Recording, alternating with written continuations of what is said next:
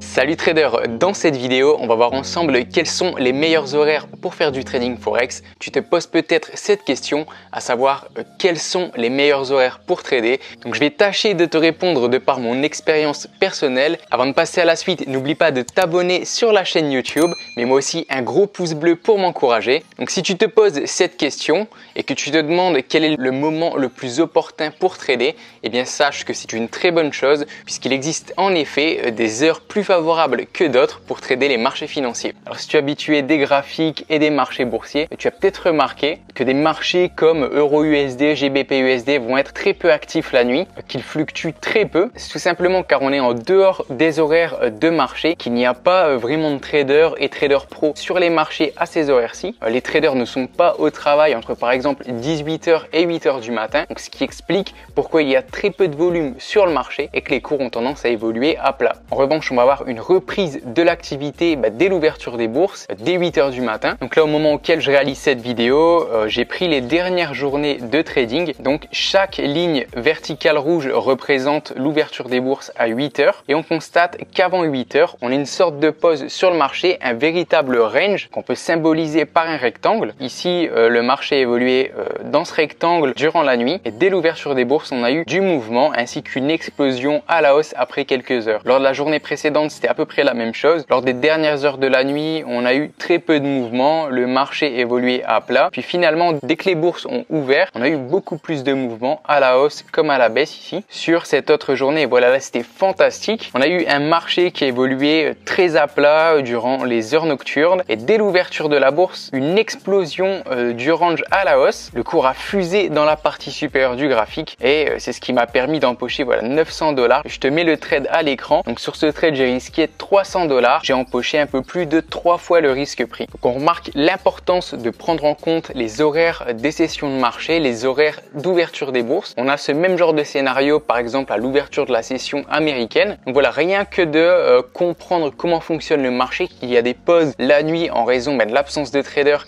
et une reprise de l'activité au petit matin. Déjà ça peut permettre de réaliser des trades intéressants et d'avoir une approche basée sur quelque chose de concret. Donc je t'invite vraiment à porter attention aux horaires de trading, à l'ouverture des bourses. D'ailleurs moi c'est sur ça que je me focalise en permanence. Moi je suis basé en Thaïlande mais je me focalise sur la session européenne. Je vais trader entre 8h et 11h horaire française. Donc on peut répliquer ma stratégie de trading, la stratégie de trading range sur d'autres horaires, l'après-midi ou en fin de journée. Me concernant, je suis spécialisé sur le trading le matin. Personnellement je ne fais que ça et c'est ce qui me permet de vivre du trading. Donc autre élément intéressant, c'est qu'il y a une étude qui a été réalisée par un site anglo-saxon. Le site c'est Baby Pips. En gros ils ont pris différentes paires de devises et ils ont étudié la volatilité, c'est-à-dire l'amplitude, les mouvements des paires de devises en moyenne par jour. C'est intéressant puisqu'on se rend compte des paires de devises les plus volatiles, celles qui bougent le plus et potentiellement qui vont offrir de gros mouvements, des tendances intéressantes au cours de la semaine, des tendances qu'on va pouvoir trader. Donc d'abord ce qu'on remarque, c'est que la majorité des paires de devises sont plus réactives, créent de plus gros mouvements en termes de pips